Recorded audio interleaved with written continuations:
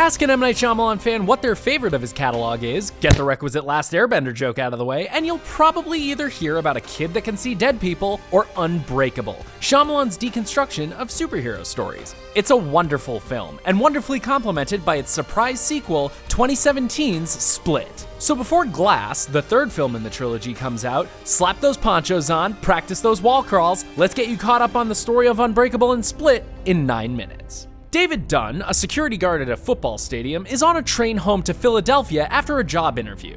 The train derails, and David wakes up in a hospital. That's when a doctor that looks suspiciously like Doug Stamper from House of Cards tells him that not only was he the crash's sole survivor, but that he made it out without injury. Well, other than the bruised ego that he got from getting shut down by a married woman.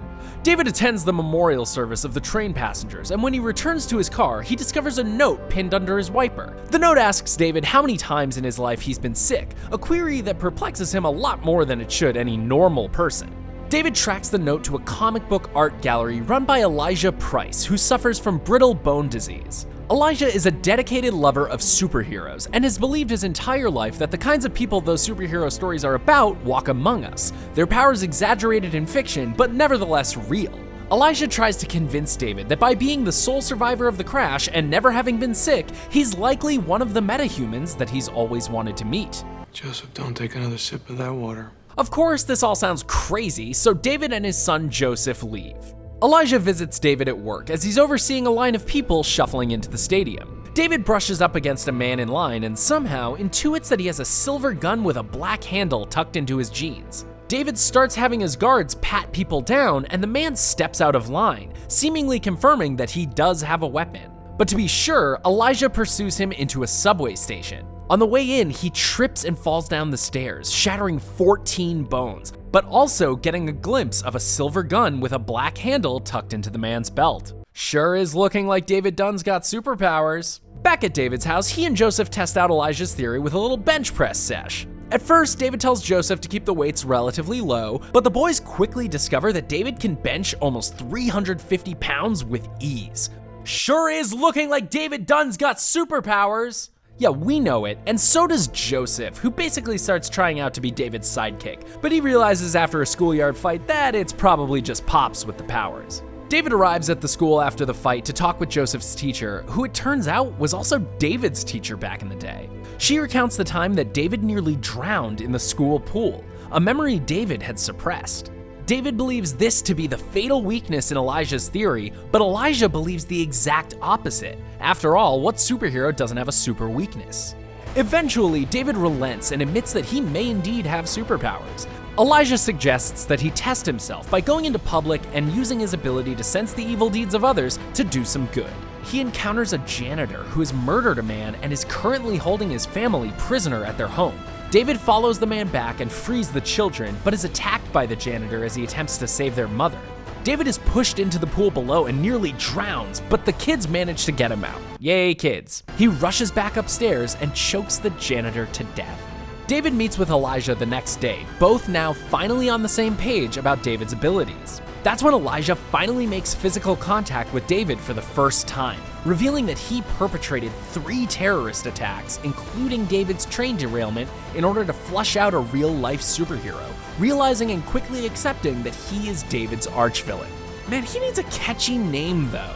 They call me Mr. Glass. They called me Mr. Glass. All right, dude, we get it. They called you Mr. Glass. We will call you Mr. Glass. David tips off the authorities, and Mr. Glass is sent to an institution for the criminally insane. So now we've got one villain for David, may as well give him another. And that is where Split comes in. Split picks up with Casey, a reclusive teenager, getting a ride home with classmates Claire and Marcia from Claire's birthday party, which she got guilt invited to. Once the girls are in the car, a man knocks out Claire's dad and chloroforms the girls, bringing them to a prison cell built into some kind of basement. The girls wake up and quickly discover that they are not dealing with a run-of-the-mill kidnapper. While it was a stern man with perverted tendencies named Dennis, not that one, that brought them into their cell, it's a matronly woman named Patricia who comes back to check on them. That's right, this kidnapper has a split personality disorder. And it's not just Dennis and Patricia. There are 23 personalities, all fighting for control of the same person, Kevin. Barry, one of Kevin's alters, visits Dr. Fletcher, his longtime psychologist. Like Mr. Glass, Dr. Fletcher believes in the existence of metahumans, and that some people with disorders like Kevin's may actually be metahuman themselves. Despite having asked for an emergency session the night prior, Barry insists that things are fine,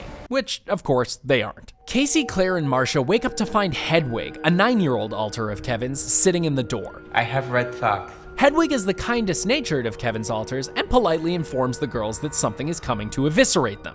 Nice kid. I have blue socks too. Something Hedwig says tips the girls off to the fact that their cell may not be as secure as they'd suspected. They find a grate in the ceiling, and Claire manages to escape the room, but Dennis catches her and locks her up by herself. Later on in the basement, Patricia makes a sandwich for Casey and Marcia. Marcia attacks Patricia and makes a break for it, but she doesn't get very far. Before locking her in a room of her own, Patricia tells Marcia that the girls have been chosen because they have never experienced pain or trauma in their lives, but they're about to. Following another panicked email, Barry visits Dr. Fletcher again, but at this point, Dr. Fletcher's too familiar with Kevin's personalities to be tricked, because it's actually the devious Dennis persona in control, not Barry. Dr. Fletcher mentions that Dennis and Patricia were banned from the light for their fanatical belief in a superpowered 24th alter of Kevin's, the Beast. Casey starts to form a bond with Hedwig, who she believes could be her only way out. He tells her that he's the only alter with the ability to take the light as the presiding personality whenever he wants, which is why Dennis and Patricia are using him, to keep the other alters at bay as they await the arrival of the Beast. Casey knows that once the Beast shows up, it's game over, so later she convinces Hedwig to bring her to his room, where she hopes to escape through a window that he's mentioned.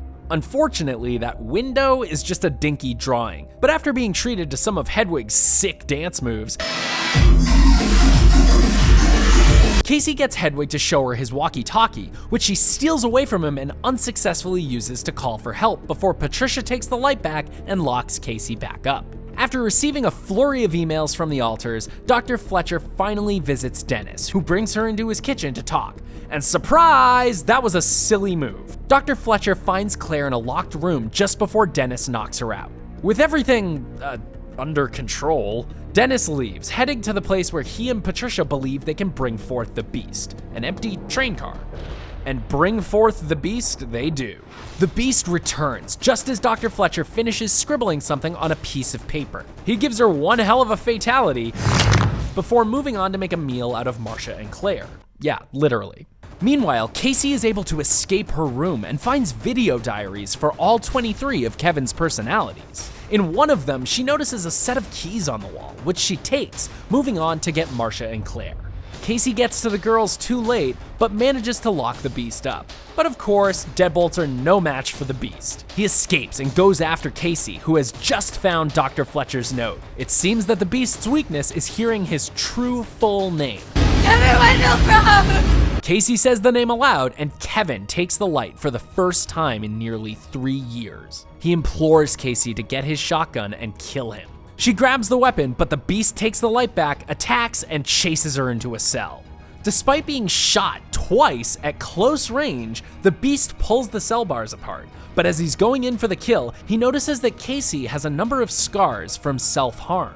The Beast, who values pain and suffering as purity, deems her worthy of life and leaves her alone.